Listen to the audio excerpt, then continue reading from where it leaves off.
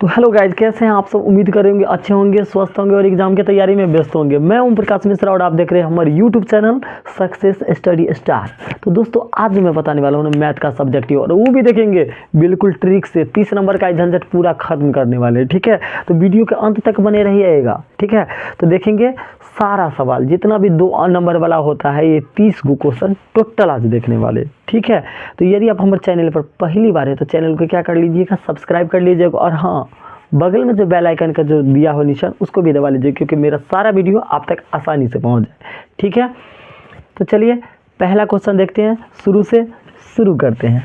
तो पहला क्वेश्चन है, सिद्ध करे 6 + √2 एक परमेय संख्या नहीं है। देखो चला एग्जामिनर के ना घुमाता है, यानी परमेय संख्या नहीं है, आई के मतलब कह रहा है जो हम परमेय नहीं है भाई, हम अपरमेय है। तो वही बात ना हुआ, सिद्ध करे जो 6 + √2 एक अपरमेय संख्या है, ठीक है।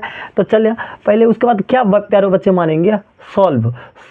उसके बाद लिखेंगे माना कि 6 + √2 एक परमेय संख्या, जस्ट उसका उल्टा मान लेंगे। अच्छा एक बात बुआरे बताओ, अगर ये परमेय संख्या होगा तो P/Q के रूप में होगा। आप सब लोग जानते हैं परमेय संख्या का क्या डिफिनीशन होता है, वैसी संख्या जिसे हम P/Q के रूप में व्यक्त कर सके। तो इसका मतलब ये परमेय संख्या तो P/Q के रूप में होगा ना। हाँ, तो यहाँ लिख लीजिएगा ब्रैकेट में, जहाँ P तथा Q एक पूर्णांक है। क्या है बुआ रे, एक पूर्णांक है, ठीक है। और Q के मान केकर बराबर नहीं होना चाहिए, तो सर 0 के बराबर नहीं होना चाहिए। इतना में तो आपको कोई दिक्कत तो नहीं है दिक्कत। चलिए आगे समझिए अगला स्टेप। अच्छा देखिए 6 प्लस का है, तो बराबर की तरफ जाके क्या हो जाएगा, माइनस। तो यहाँ क्या है, √2 लिख लीजिए। ये क्या है, P/Q। अभी जस्ट बताए प्लस का 6, तो बराबर की तरफ आके माइनस के 6 हो गया। एक बट्टा में कुछ नहीं तो एक मान लीजिए। अच्छा Q एक का लघुत्तम लीजिएगा तो क्या होगा, Q होगा ना। Q के पहाड़ा में Q एक बार में, तो P को 1 से गुना करते P हो जाएगा। और 1 के पहाड़ा में Q बार में, तो 6 को Q से गुना करेंगे तो 6Q। अरे भिन्न के घटाव तो आता है ना, क्या भिन्नों के घटाव नहीं आता है, पक्का आता होगा। इतना तो कर लिए, हो गया ना। अच्छा एक बात, अब सवाल बन गया, सही में कह रहे हैं सवाल बन गया, लेकिन थोड़ा भाषा लिखेंगे। अच्छा एक बात बताइए, इधर √2 है, इधर रूट में नहीं है, तो अपना सब लोग जानते हैं जो संख्या रूट में रहे वो क्या होता है, अपरमेय संख्या होता है।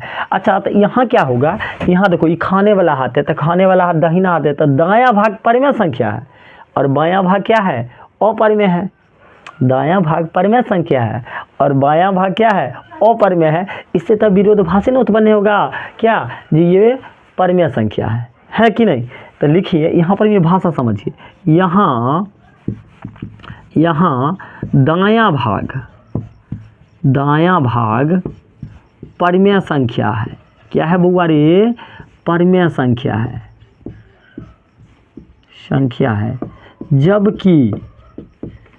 जबकि बायां भाग अपरमेय है, क्योंकि रूट में है तो अपरमेय है, अपरमेय संख्या है।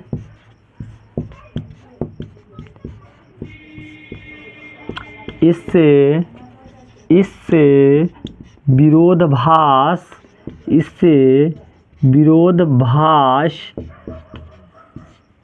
उत्पन्न होता है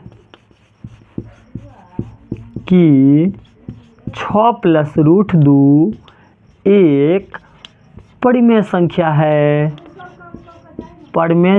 है। अब क्या लिखेंगे, अतः क्या लिख देते हैं, ये थोड़ा सा हटा के लिखिएगा, अतः 6 + √2 एक अपरमेय संख्या है, ठीक है।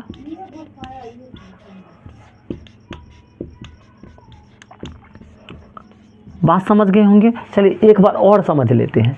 जब ये कहेगा कि ये परमेय संख्या नहीं है तो अपरमेय, तो जस्ट एक उल्टा मान लीजिएगा। सॉल्व लिखे, माना कि 6 + √2 एक परमेय संख्या है, उल्टा मान लिए। यहाँ का परमेय नहीं, यहाँ कह रहे हैं परमेय है। अच्छा वो जब ये परमेय होगा तो P/Q के रूप में लिख लेंगे। ई जो है ना, जब ये अपरमेय सिद्ध करने वाला रहे तो ये सब क्वेश्चन के टैग लाइन है, जहाँ P तथा Q पूर्णांक या Q का मान केकर बराबर नहीं होना चाहिए, 0 के।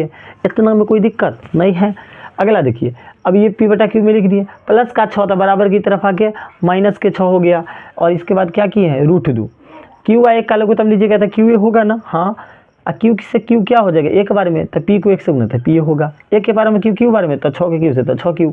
अच्छा एक बात बताइए, दायां भाग है, तो दायां भाग है क्या, रूट में नहीं है, तो ये क्या है, परमेय है, ये क्या है, अपरमेय है। तो ये परमेय अपरमेय दोनों बराबर हो सकता है, तो नहीं होगा सर।